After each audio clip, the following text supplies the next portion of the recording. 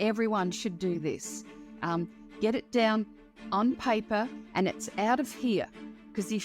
And then if you do wake up at 2 o'clock in the morning or have trouble going to sleep, you've got your to-do list sorted. It will still be there in the morning. There's not much you can do about it in the middle of the night. So you've got it all written down. It's out of here onto wherever you've written it, and you can deal with it in the morning. I would recommend anything that's going to give you a better sleep, give it a go. Whatever you choose, don't just expect overnight success. You have to give it a go for a week or so to see what it will do or how it will work for you. Do us a quick favor, guys. Hit the follow, subscribe button. Share this with someone who would benefit from it. And help us grow, as the more we grow, the better the episodes we'll get. Thanks, guys, for helping us. And let's get into the episode. Welcome back to this episode of the SCULPTED Podcast. Today, we are joined by Helen Dugdle. And today's episode is going to be a very interesting one that we haven't really talked about too much explicitly in the SCULPTED Podcast so far, but it's definitely a big theme for overall improvement and overall performance as an athlete, as anyone who wants to improve in life. It's a very underrated thing that I think more people are coming aware of, which is a good thing. But in today's episode, we're here with Helen to speak about how sleep is very important for everyone. So, Helen, if you wanted to give a quick introduction on who you are and what you do to the listeners, that would be awesome. Hi, everyone, and thanks, Nick, for inviting me along. I'm excited to tell people about how important sleep is. It's just as important as nutrition and exercise. In fact, a lot of scientists these days are saying that it's the 3 pillars of good health: sleep, exercise, and nutrition. Sleep is so important because that's when your cells regenerate, your memory is improved, and you become more emotionally stable when you get more sleep. I mean, of course, we can still perform on a small amount of sleep, but not over and over again. It's very important, and this is exactly why we need that awareness. I think one thing that I've noticed a lot is when I track my sleep and when I don't track my sleep, there's a direct correlation between how good I feel and how bad I feel. And I recently just started up my Whoop subscription again, which is the fitness wearable alongside my Apple Watch. And I noticed the differences just between the last time I was wearing it and getting my data back and the time that I've now been wearing it. There's a massive difference. And I need to actually get my sleep back up to the standard I once had it at. And that was through a lot of good habits, sure. And I kept those good habits. But the awareness, you can't really improve anything that you don't track. And sleep is something that we're not really the best at tracking just by saying, oh, I feel well rested. And this is where today's episode will bring us. But let's get into the quick fire questions that we've got for you, Helen. So the first question that we've got is, what made you interested in learning about sleep? Well, great question. I'm a psychotherapist and I help people with anxieties, fears and phobias and depression and all sorts of stress. And a lot of people were coming to me with those problems. And once we resolved those problems, we realised their sleep improved. And I'm thinking, there's something here. When you resolve your anxieties and stresses, sleep improves. And there's millions of articles on the internet or in bookshops about how to improve sleep. But people are still suffering from sleep problems. How come my method is helping people? So I researched it and I looked into it. And during COVID, I actually wrote a book about improving your sleep and put a lot of research into it and a lot of case studies. So it really does help. If you're less stressed, you tend to sleep better. Yeah, awesome. And going even just through your profile, it's actually very impressive to see all the different areas that you've worked in. And I'm sure we'll speak about it more, throughout the episode. But it's interesting to see that this was something, maybe it's not directly new. Maybe you've always had this knowledge about sleep, but it's interesting to see how in the recent years as well, there's been a direct focus for yourself in this department, other than all the other things that you have done as well. So it's very, very interesting to speak with you today. But the next question is, who is the biggest influence in your life? Oh, well, family is a big influence. I also read a lot, and I read a lot about people who have written books about the brain. And that was like a light bulb moment when you read like Norman Doidge, The Brain That Changed Itself, was a big influence about you're never too old to change your habits. You can always, the brain has neuroplasticity. You can change. So that was a big thing from a professional point of view, reading that book. Yeah, very interesting. The next question that I've got for you is, what is your favorite food? I like anything that's cooked for me. And someone's gone to the trouble of doing it for me. That's great. But I would have to say chocolate. It's got so many good properties in it, as well as the calories. But it's got the antioxidants in. It does relieve stress, I think. Yeah, interesting. Well, I think a lot of people would probably agree with you on that. Yeah, but as long as you don't use that as an excuse to have 2 packets of Tim Tams. Yeah, and in Australia, I mean, most people outside of Australia may not know what Tim Tams are, but... Yeah. Oh, well, 2 blocks of chocolate. But the Tim Tams ones, that's not easy to say no to. So, yeah. What is your favourite holiday destination? A beach with a book. Okay, so... Although I do like active holidays like that parasailing and skiing and hiking. Hiking the Camino was great experience. Yeah, okay, awesome. The next thing that we've got is, what is your favourite thing to do in your downtime? I seem to have a theme here. I love reading and being with family and friends. Yeah, all right. I think most people would agree there. Yeah. What was your first job, whether as a kid or an adult? It could be, working at McDonald's, it could be working at Coles or Woolworths. What was your first job? Working in a milk bar. Now, I don't know if you have too many milk bars around the suburbs these days. It's a bit like the original 7-Eleven, the corner store, working there on a Saturday afternoon. Yeah, and then my first job out of school was as a dairy herd tester, so testing the milk, the butterfat in milk of the dairy cows around the Great Ocean Road. So that was my workplace, driving on the Great Ocean Road between Geelong and Apollo Bay. Beautiful scenery. Yeah, that's a very nice trip to work each morning. Yes. All right. What does the next 5 years look for yourself? Well, hopefully helping more people with their sleep via my book and group workshops and individual consultation. That gives me a lift, being able to help people with their stresses and anxieties, and just to see them, a weight being lifted once they've had a series of good sleep, knowing that they can do it for themselves. That was my next 5 years, is helping more people. Yeah, awesome. And I think the book will be a big part of today's conversation, because I think a lot of the things that we'll talk about will be in there. Yeah. And now, the first question that we want to get into is, why is sleep such a fundamental thing for humans? Yeah. And people think they can get by on little sleep, but your system will fall down if you don't get enough sleep, because sleep is when our brain clears out the toxins from the day, and rest is not good enough. You do have to sleep. I think of it as a busy road, and you can't have the street sweepers in cleaning the road when there's heaps of traffic. So sleep is when the brain cleans out the toxins on a daily basis.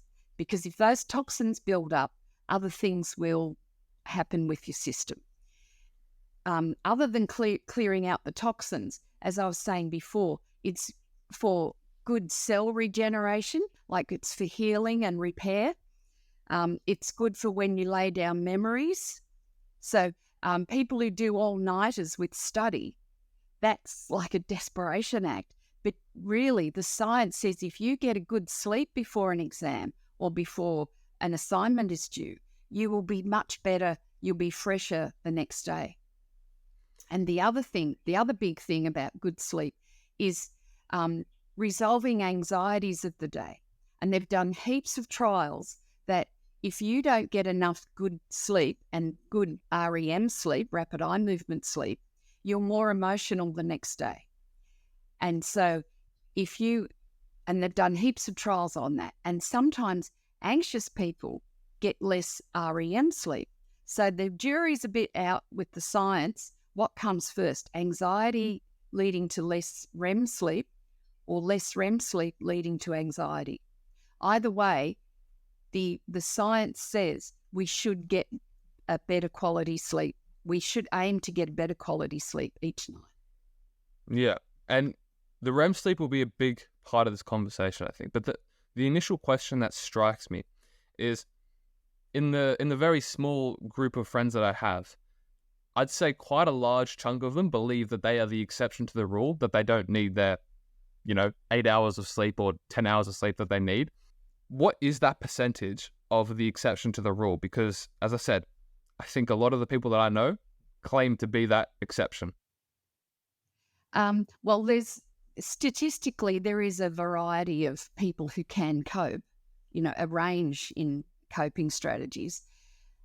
However, over the long term, something will give way. Either your health will give way, you'll become emotionally unstable, like a bit more cranky the next day, or you might have, it might affect your gut biome. You could get some stomach problems. And they even say that it can lead to some autoimmune diseases if you don't get enough sleep. Yeah. Now, of course, not this doesn't apply to everybody, but I'd be very careful of I've heard of people who say, I can manage on 2 hours or 3 hours a night. You can do that for a limited time, but not for days on end. Like I ran the London Marathon on 5 hours sleep when I was 57. You wouldn't want to do that every week. Yeah. But that's when, your training kicks in. Within 5 hours, you'll be back at the hotel. You'll be all right. But if you couldn't sustain that. You just mentioned that the amount of sleep that we get, the amount of REM sleep that we get, maybe it's deep sleep that we get, can actually affect the way that we act the next day. Mm-hmm. Thinking about that, and on an extreme case, if that is a trend that you aren't getting enough sleep or REM sleep and it affects your mood, you're more emotional, can that then actually affect someone's long-term personality if it's a big enough trend? Yes, because that can lead to subtle differences. Like if you're going around a bit moody, a bit cranky, and you're making poor choices because you're tired, like people think, I'll have another chocolate bar because I need the energy, or all these sugar hits, or they might say, yeah, I'll have another couple of alcoholic drinks to get me by, because I need it, that sort of thing. So if you're tired, you tend to make less healthy choices, whether it's food, drink, driving, giving into peer pressure. They're the dangers. And also, who wants to be around someone who's grumpy? And then that can lead to, that person doesn't like me, but you don't know why. And then that will lead to differences. And it could lead to some workplace scenarios where you're not getting on as well as you should with the people you work with. And this then affects overall performance as well, because yes. If especially as an athlete, if I turn up tired to training, that then affects that training session. Therefore, that then becomes a regular pattern if I continue this pattern that I'm unaware of. And then that affects my performance. Therefore, I'm not getting to the elite level that I want to be, or I'm actually maybe I'm still able to get up to a good enough level, but I'm not reaching my full potential. Mm. Now, is that something that you see with a lot of people that are unaware of this? Yes. Yeah. And some people tend to blame other people, the people around them. Oh, they're being unfair or they're picking on me. But it could be you starting it off because of your attitude or your tiredness. Yeah. And do you think that there is in the data a direct correlation between you could say, lack of accountability or dissociation between the awareness that, okay, maybe it's me, and the awareness of, oh, I'm actually not sleeping? Do you think there's actually a direct correlation there in performance in terms of maybe it's me?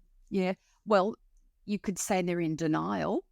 But some people are aware, but they don't know what to do about it. And then that just builds up their stress levels. And if they're getting more stress, they're getting less sleep. So it's like a downward spiral.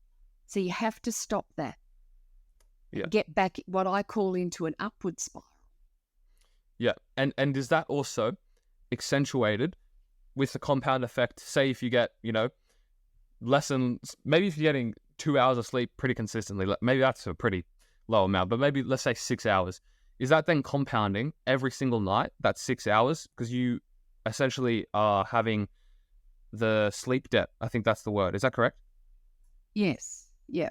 I'm not sure what you're getting at there. Sorry, what the compounding? Yeah. So the sleep debt that you accumulate each night, Yes. is that then affecting, let's say you start off with 6 hours of sleep, then the next day you've got, let's say, 4 hours of sleep debt because you've missed out on 4 hours in the whole week, and then you keep on accumulating another 2 hours each night. Does that 2 hours over time actually get compounded because you're only getting 6 hours of sleep each night? And by the end of the year, potentially, your sleep debt is ridiculously high because you've actually never been able to let your body catch up. That's a good question, because what it will be doing is it will affecting other parts of your system. Your reactions, your gut health, your and your emotions. So it could become a habit, a pattern that it's hard to get out of. Yeah. Okay. Now, when we're talking about the hours of sleep that we actually spend sleeping, a lot of people aim for 8 hours. I'd say it's a pretty well known thing that we should probably be getting around 8 hours if you're relatively active, young, whatever it is. I think obviously the older you get, the less sleep that you need, but it's not like a massive difference. It's maybe 30 minutes to an hour. Yes. But when we're actually asleep, we have all these different stages of sleep, right? And we've already spoken about REM. But we also have a large chunk of sleep that is awake. Now, how do we actually calculate this and then take into consideration how many hours we need, considering we have quite a large percentage of sleep awake? For example, last night I had an hour of awake sleep, which is quite high for me. I get around 20 minutes normally, but how do we actually account for that awake sleep? If it's only 20 or 30 minutes, that's just part of your sleep cycle. Your sleep cycle is usually 90 minutes, and REM sleep is part of that, deep sleep is part of that. And it's when you go into that light sleep, that's when you're nearly waking. Some people wake up and they're able to get back to sleep. That's the crunch. That I think that's what you mean by waking sleep. You have to be able to get back to sleep. Yeah. That's the important bit. So 20 or 30 minutes is probably a maximum for wake sleep. But it's so important to be able to get yourself back to sleep. And the more stressed you become about it, the less likely it will happen. And then you find yourself staying awake for 2 or 3 hours. That is the worst thing. Very important to be able to stay calm, get yourself back into that feeling of drifting back to sleep. Yeah, and it's spot on because I know that. So I moved to Germany 2 years ago. I'm back in Australia now, but when I moved over there the first time, I didn't expect summer to be that hot. And in Germany, they don't know how to deal with that either. They don't have fans, they don't have air conditioning. So I was just sleeping and sweating, and I couldn't sleep properly. And then over, I think maybe 2 weeks, I was like, oh, I just can't sleep. And I fed that narrative to myself. And sleep is it's influenced a lot by your brain because from what I've heard, a lot of it's subconscious. So you wake up and you have a thought. Now that thought's keeping you up. And the more and more you think about it, the more and more it's hindering you. How do we actually work with that? Because that's such a difficult thing. Good question, because a lot of people, and our psychology lecturers at uni said, if you tell someone to not think of a polar bear, what are they going to think of? Thinking of the polar bear. Yes. And so if you're lying in bed saying, I have to sleep, I have to sleep, I have to sleep, or why can't I sleep? All you'll be thinking about is sleeping. So it's very important, as you said, to use your brain to not even mention the word sleep, and definitely not even mention a negative word like don't or can't. So come up with something positive, and something doesn't even mention sleep. It could be like, I am relaxed, or I am calm. I will wake up refreshed. Can you see the difference? And just say it in a calm way. Do some deep breathing, and especially keep repeating something positive over and over again, and get yourself back into that calm state, ready to induce sleep again. It's not an easy thing to do. It sounds a lot easier than to actually implicate it. Training your brain. Yes, which also is an important stage of sleep, right? So when we go into each stage of sleep, could you expand on what each of these stages are? Because I have a very surface level understanding of, I think it's SWS, so slow wave sleep, REM sleep, the time that you spend awake. So could you go into each stage and what each stage actually does for the recovery, and also, I believe, learning as well? Is that correct? Like retention of information? Actually, Nick, I don't think we need to go into the science of that. The main thing is REM sleep is the light sleep where you resolve emotional issues of the day. And deep, the other three, there's four stages.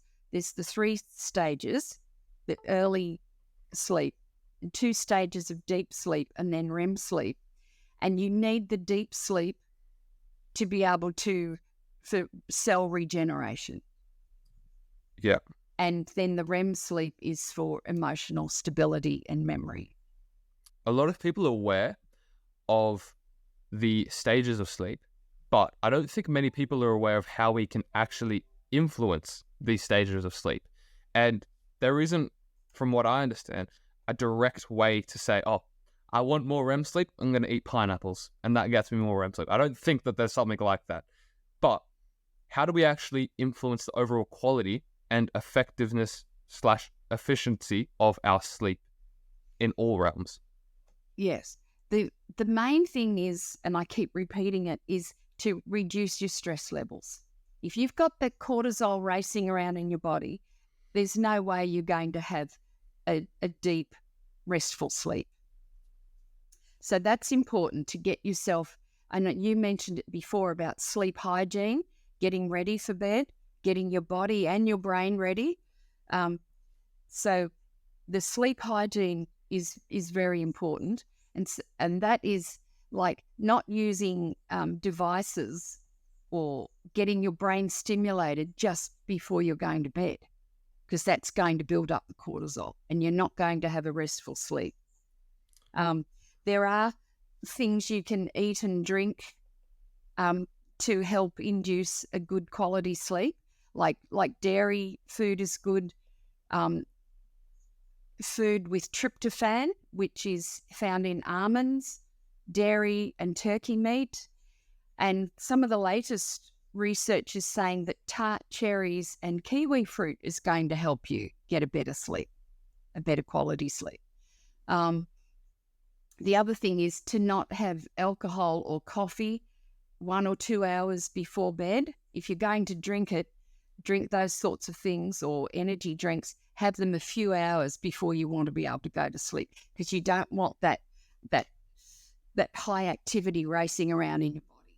So it makes me think about the last thing that we do before we go to bed I see it in my own data that if I train before I go to bed, my heart rate, it takes a while for my heart rate actually to get to a rested state to where it's a consistent flat line. How do we actually make it so that the last thing that we do before bed is actually helping us sleep rather than hinder us in our sleep?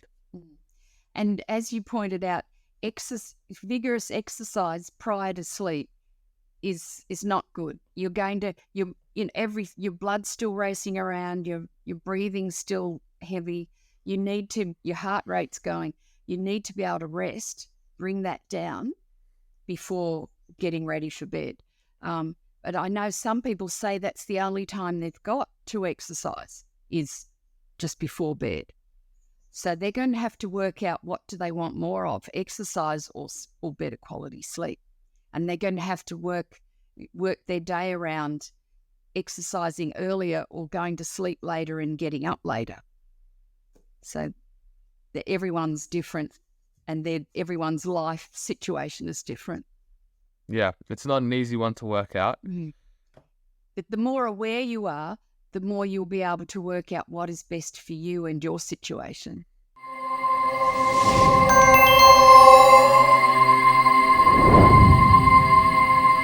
Yes, guys, so we have some exciting news to share. Today's episode is proudly sponsored by Sleep Smart, your go-to destination for all things sleep-related. Now, let me tell you why Sleep Smart is the ultimate sleep companion. With a wide range of products designed to enhance your sleep quality, Sleep Smart is dedicated to helping you achieve a restful night's sleep that you deserve. From luxurious silk sleepwear to innovative blue light therapy glasses, Sleep Smart has everything you need to transform your sleep routine. And let's not forget about their other top-rated products, including nasal strips, mouth tape, and blue light blocking glasses. So if you're ready to take your sleep game to the next level, look no further than Sleep Smart. And here's the best part. As a listener of our podcast, you're eligible for an exclusive offer. Simply use the discount code SCULPTED at checkout to enjoy a generous 50% off any Sleep Smart product. That's right, 50% off. So don't miss out on this fantastic opportunity to upgrade your sleep experience. So visit sleepsmart.com today and start sleeping smarter tonight. Remember, a good night's sleep started this morning. Now let's get back to the episode and cover the secrets to a better night's sleep. You mentioned how the exercise is a big thing, but what about eating and also caffeine? How does that actually negatively affect us before we go to bed? Yes. Well, some of the scientists, researchers are saying you shouldn't really have caffeine after midday because it stays in your body for 10 hours. Good. But some people can handle caffeine before going to bed. But if you're having sleep problems, I would suggest only having caffeine in the mornings and just see how you go. Yeah. And with alcohol, I've heard, and I've never drunk alcohol, but I have heard that in the data, you do see a very, very big correlation between the more alcohol you consume and the poor quality of sleep. So what's that looking like? Yes. Well, some people say, I need to drink before going to bed because it helps me sleep. But it might help them get to sleep. A few drinks might help them get to sleep. But they'll wake up in the middle of the night for a couple of reasons. One, alcohol dehydrates you, so you'll wake up with a headache, or you'll wake up because you need to go to the toilet because you've been drinking just before bed. And then once you go to the toilet and you're awake, it's hard to get back to sleep. So if you're going to have alcohol, have it earlier in the evening so that your body's got time to metabolize it before bedtime. And the reason why it's affecting our body, is that because it's a harder thing for our body to consume? Is it because it's a depressive thing? What is the reason behind alcohol being so hard for our body to actually recover whilst consuming it? Well, it's like a drug, isn't it? Alcohol. So it's hard to the body to process it. And again, it's going to cause the headaches and I think alcohol affects our health in more ways than just sleep problems too. Yeah. So people need to address their own situation. Yeah. And would you say that a good way to get better sleep for anyone who drinks alcohol would be to actually either minimize it or get rid of it completely? Yes, yeah. And they would need to work it out for themselves. What is likely to be the success for them? Is it cutting it out completely? Will that suit them and their lifestyle, or just having it a 1 or 2 drinks earlier in the evening? Yeah, and that's a little bit similar to the exercise thing as well, because it's always going to be individual. Yes, that's right.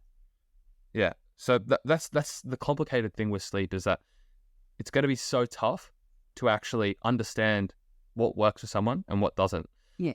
And as you mentioned, the awareness thing is probably the most important thing. Going into the period before we go to bed, what does a wind down period mean to you? Because it means something different to everyone. And for me, for example, before I go to sleep, the hour before I go to sleep, this is my wind down period. I've got my blue light blocking glasses on, getting nasal strips ready, mouth tape if I need. I've got my eye mask and sleep mask ready to go.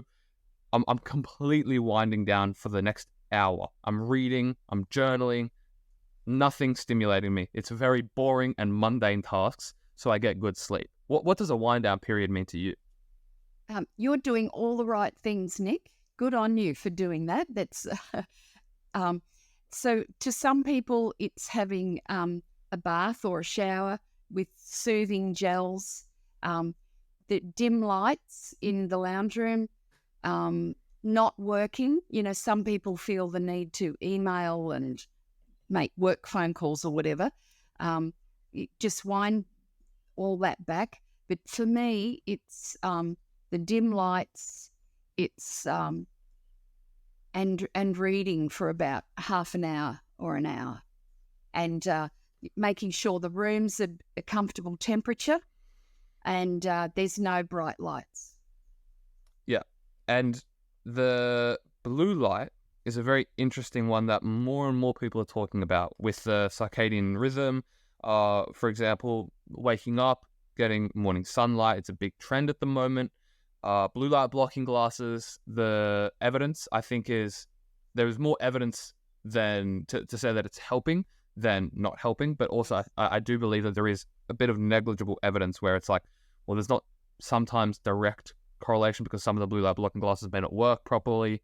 Also, sometimes, depending on when people use them, it may not be doing too much. What do you think of blue light blocking glasses? Do you personally wear them? Do you say people should wear them? What are your thoughts? Again, it's an individual choice. I don't wear them because what are you reading or doing when you've got the blue light glasses on? Are you reading or doing or watching something that's going to stimulate your brain? Mm-hmm. So it's not necessarily the blue light. It's what you're doing while you're wearing those. If you're doing something that's going to stimulate your brain, that's going to make it harder to get to sleep. Yeah, I find I'm very sensitive to light. If anyone turns on a light whilst I'm sleeping, I'll wake up. Yes. I think maybe I'm a bit of an exception here. I think most people are okay. I think people even sleep with lights on, but I do think that there is evidence to say it's not good. But waking up with the sun is also something that I do just naturally. So when it comes to the sensitivity of lights in general, you said that you would recommend reading 30 minutes before bed, but you have to also have a light on. Yes. Yeah. I wear my blue light blocking glasses whilst I read. Oh, good. As long as you're not reading something stimulating that you think, like especially work emails, then you're thinking, then you're going to bed thinking, oh, I've got to send that email and I've got to ring that person and I've got to do this. So all you're thinking about is all the things you have to do the next day. Mm-hmm. So that's going to stimulate your brain. If you're reading something that's for enjoyment, well, that's different. Yeah. So that's going to be more calming. Yeah, okay. So what type of books are you talking about specifically there? Is it non-fiction books? You would say, when you've got your brain stimulating about these certain things, you should maybe read a very boring book. I read the Bible before I go to bed. I'll read an educational book. I try and stay away. I've never even read very stimulating books in general. But the people who would read, maybe something that's very engaging. What would you say the type of book that you want to read is? or something enjoyable. If you're reading a crime thriller where it's getting your heart rate up, well, that's not relaxing. But I know some psychologists and psychiatrists, they read nonfiction to totally get themselves out of, purely for entertainment. They want to get out of the real world before they go to sleep. And that helps them switch off. Interesting. But reading educational things or nonfiction, that's good as long as you're not going to be stewing about it or thinking about it at 3 o'clock in the morning. Yeah. You also mentioned thinking about the things that you're going to do tomorrow. What I do in my journal is very complicated. It takes me 30 minutes to actually write out my journal. Mm-hmm. What is the importance in your thought pattern here for having a to-do list, writing it down before you go to sleep so that you focus on that tomorrow, not now? Very good point, Nick, that everyone should do this. Get it down on paper or on your in your notebook or whatever you use, and it's out of here. And then if you do wake up at 2 o'clock in the morning or have trouble going to sleep, you've got your to-do list sorted. It will still be there in the morning. There's not much you can do about it in the middle of the night.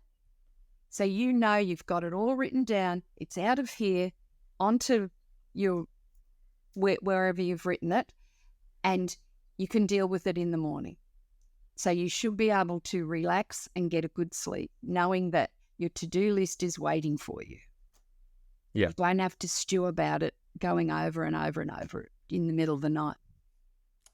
I do really think that that's an important one because my best thoughts come just before I'm going to sleep. And as much as I love those thoughts and appreciate them, because trust me, my thoughts that I get before I go to sleep, I'm thinking, oh, that's the best thought I've ever had.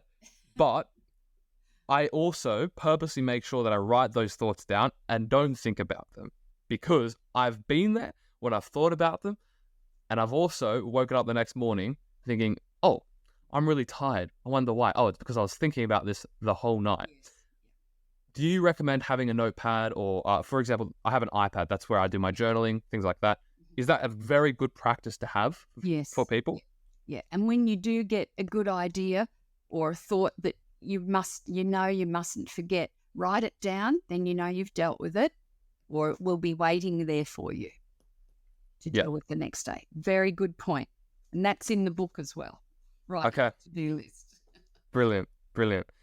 The next thing that I want to talk about in terms of the sleep hygiene is mouth breathing. Now, this is a big trend at the moment where people are talking more and more about the things such as the mouth tape. For example, when you're going to sleep and you tape your mouth, I see more and more people doing it, and not even just in sleep, you see people running with it. What do you think about taping your mouth when you go to sleep? Well, I would say to that person needs to research exactly why they're doing it and what it's doing to their body. Because I would say breathing through the nose and out the mouth would be better. Okay, interesting. But, everyone needs to do their own research and not just take one person's point of view. If it's not working for you after giving it a good go, then change to something else. Yeah. Okay. And whatever you do, deep breathing helps. Any sort of deep breathing, because a lot of people tend to do the shallow breathing, and it's thoughtless breathing. If you do the deep breathing, you're putting more oxygen into your bloodstream, and that's a healthy thing to do. It also helps calm you down. The more we do deep breathing, builds up our lung capacity. It's so good for all parts of your body, the deep breathing. But when we talk about deep breathing and then sleeping breathing, there's a bit of a difference, right? So if I was to do my deep breathing before I go to bed and I'm, getting that relaxation. Okay. Is it all? Just let me know. All good now? Coming back. Yeah, it's back now. Okay. Yeah. All right. So when it comes to breathing before sleep and doing that deep breathing, and then the difference between that and then whilst you're sleeping. From my understanding, it's an important thing to factor that during sleep, you should be breathing primarily through your nose rather than your mouth, because you can get, I think, sleep apnea. Is that correct? When you start to breathe through your mouth more, and also then you start to snore more if you're breathing through your mouth. Is that right? I'll talk about the sleep apnea. That's that involves snoring, but it's also where you stop breathing. That's what sleep apnea is. And then you shudder awake again when your body needs more oxygen. And that's very, very unhealthy. So some people, they say overweight people have sleep apnea because of the fat that builds up around their throat. And when they're lying down, it affects their breathing. But even people who aren't overweight can have sleep apnea. And it's so unhealthy. You really need to get onto it sooner rather than later. Yeah, it's an interesting one. And is sleep apnea something that is genetic? Is it something that's random? Is it something that's almost trained? Is it habitual? Like, how does that work? No, it's a health issue. I wouldn't say it's habitual. It's a health issue. You really need to see a doctor. And there are devices that you can be fitted with to help you with your breathing. Like, I know of a young, fit man in his 30s who was snoring, and it was making him need an afternoon sleep. Now, a person in their 30s shouldn't need an afternoon sleep, and he noticed his productivity was decreasing. And he went to a snoring specialist, and they just fitted him like with mouth guards. They're called mandibular splints, like a jaw splint, which kept his jaw open during the night. And but just think of like a mouth guard, but that's what it was. And he sleeps through the night. He doesn't snore. His wife appreciates him not snoring, and he wakes up refreshed and he's more productive the next day. So that was a fairly easy solution. Some people, just losing weight will help them with their snoring and their sleep apnea. Other people, where it's more chronic, they will need to wear a machine, a breathing machine, and that keeps their airways open. So if you've got sleep apnea or snoring problems, I would emphasize getting it seen to sooner rather than later. And you will be so grateful to have that sort of medication or that application to help you breathe better. And people say, oh, I should have done it years ago, but they keep putting it off for some reason. Yeah, it's a very interesting one. And I see a lot of advertisements for it because I think, as you said, the difference before and after is massive, but some people don't actually have that awareness on how important it is. They just get acclimatized to it almost. Yes. Which doesn't force as much action. Now, going into the snoring part, we talked about mouth tape. Now, maybe you're familiar with the nasal strips, with opening up the nasal passage. What do you think of nasal strips? Yeah, if it works for you, do it. And I presume you're getting advice before you use the nasal strip. So, yeah, I would recommend anything that's going to give you a better sleep, give it a go. Yeah. But whatever you choose, don't just expect overnight success. You have to give it a go for a week or so to see what it will do or how it will work for you. Right. Okay. And the whole part of nasal strips. So for the listeners who are maybe unfamiliar what nasal strips are and what they do, could you give a quick overview on how the science of them work? Because it is quite a basic thing, but I do believe that it can make quite a profound difference in people. Contraption that keeps your airways open. That's the main thing. Nasal strips are just like a physical contraption that keeps the airways open. That's the main thing about the nasal strips. Is it just encouraging airflow through the nose rather than the mouth? Yes. Okay. All right. So going into talking about the mouth tape, the nasal strips. Now, sleep masks. That's something that I use. And I also have noise. Eye masks. Yes, correct. So I have my own, and then I also they have a little like speaker in them because I like to listen to stuff when I'm going to sleep, but I turn it off, and it turns off as well. So what do you think of sleep masks? I think that it's good for me. And what do you think of the noise as well? Great question. There's two things there. In the book, I recommend people using meditation music or white noise to help them get to sleep, because that will block out external noise that maybe you haven't got any control over, like traffic or noisy neighbours. You haven't got control over that, but what you have got control over is your own sleep environment, and that's where music or a boring late night radio show has worked for some people, or white noise where it's constant, it's not coming in and out, because that will keep you awake. The sleep masks, the eye masks are great, especially when you're traveling, when you're staying in hotels and you haven't got control over external light or light from the hallway, because when you're in your sleep cycles, when you're coming into that semi-wake cycle, any light, you think, oh, it must be morning, or it's time to wake up. That's where the eye mask comes into effect. That's very good. Yeah. I found that the eye masks really helped me. Yeah. Because I was so sensitive to that light. And talking about light, there's a new kind of product that I've seen becoming more popular. And maybe you're familiar with it, maybe you aren't, but you'll understand the essence of it. It's essentially you wear, like, it looks very futuristic. They're these glasses that you wear, and it projects light onto your eyes to help your circadian rhythm. Are you familiar with these? Yes. Okay. Not the gadget. I'm familiar with circadian rhythm. Yeah. Okay. So essentially, it's literally like it looks so futuristic. You could probably imagine how weird it would look. People just wearing a big block, and the light is projecting on their eyes.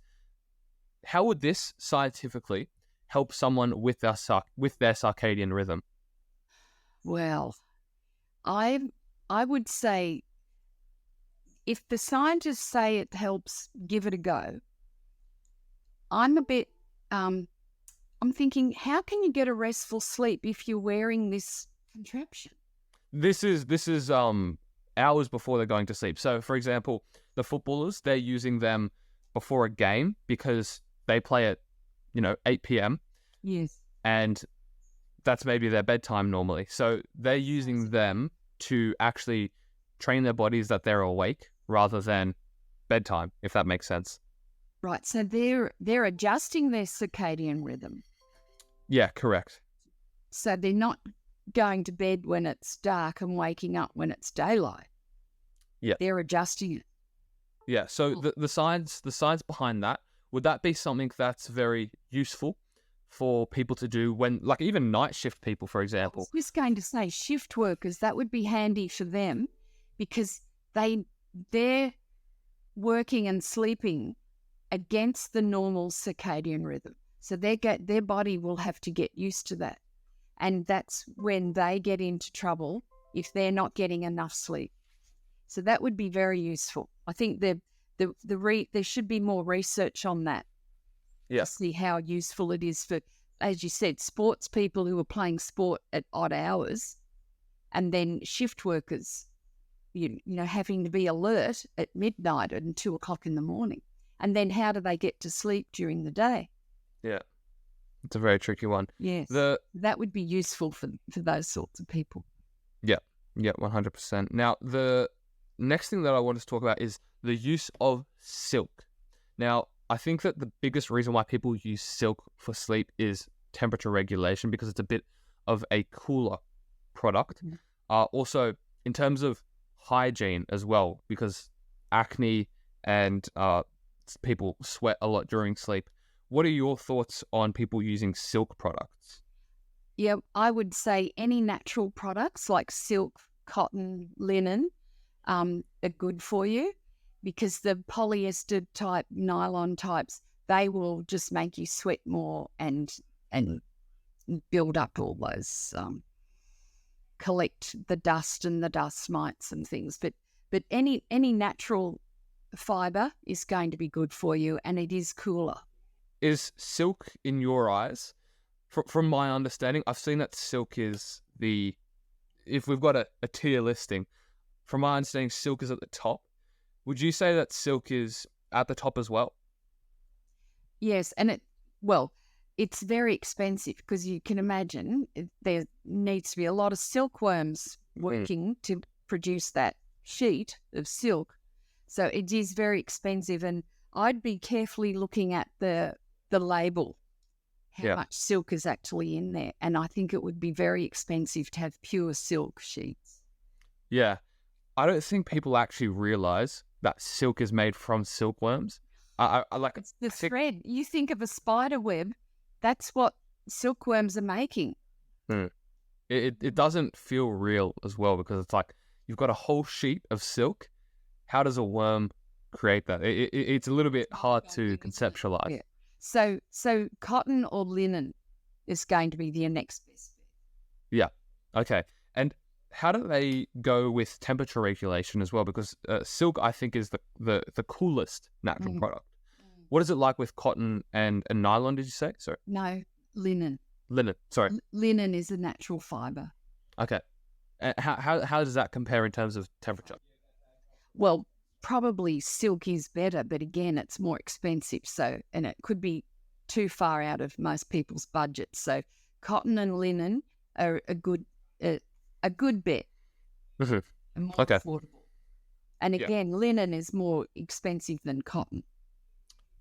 Yes. Yeah. Okay. So it's really dependent and individual, similar to the alcohol and to the exercise argument. But polyester sheets are going to make you sweat, and it's going to be uncomfortable. Yeah. Yeah. Okay. All right. Now, Helen, this has been a very, very informative discussion about, the sleep hygiene, I think, is a very, very good thing, because this is where you can get the most actionable results. And also, I think most people don't do it, which means that we're going to see the most progress here. As we always do, we finish off the episode with a question for the guest, which is, what are 3 ways that you sculpt yourself every day? Which, it could be your journaling, if you do that. It could be your reading, because you know that that's helping you sleep better. Whatever these 3 things are for you, would you like to share with our guests? Sculpting. Exercise, so important at any age. Getting the sunshine, especially in the mornings. And socializing, being with people, talking to people. That's going to keep you more active, keep your brain more active. And there's been heaps of research that lonely people tend to be have lower morale. So socializing is so important. Yeah, awesome. And I think that this kind of summarizes the whole perspective on sleep, because it's not a one-size-fits-all. It's always going to be very individual, and also the 3 ways that you sculpt yourself on a daily basis are going to be very different to the next person. So it really is individual, and I think that everyone has to take into realization throughout this episode that we can say all of these different things, but what works for me may not work for someone else. What works for you may not work for me. It's testing a lot of these things. And I think, as we've said, the awareness is so important. And I hope that this episode has helped our listeners just get that awareness today. It's very important. And I call them body hacks. You can hack different parts of your body, introduce some easy habits into your life that's going to suit you. As you said, what will work for one person won't work for another. So if you can think of them as body hacks, like reducing alcohol or the caffeine, having more daylight into your day, having food that's going to help you with your sleep, and less stress. Whatever you can do to reduce stress is going to help with your sleep. Yeah, awesome. And yeah, that's the whole message for today, and we'll leave a link in the description as well for people to purchase your book as well, if that's okay. I think that's going to be a great resource for people who want to level up in all areas of life. So, Helen, thank you so much for coming on the SCULPTED Podcast today. We really appreciate your time. And yeah, we hope that everyone could get some information there, because I think there's a lot of things to digest. But the main thing is it's individual, and the awareness is very important. So yeah, thank you so much again, Helen. It was a pleasure. Okay. Thank you very much for having me. And I hope your listeners get some good tips out of this. And the more sleep you get, the more healthy you will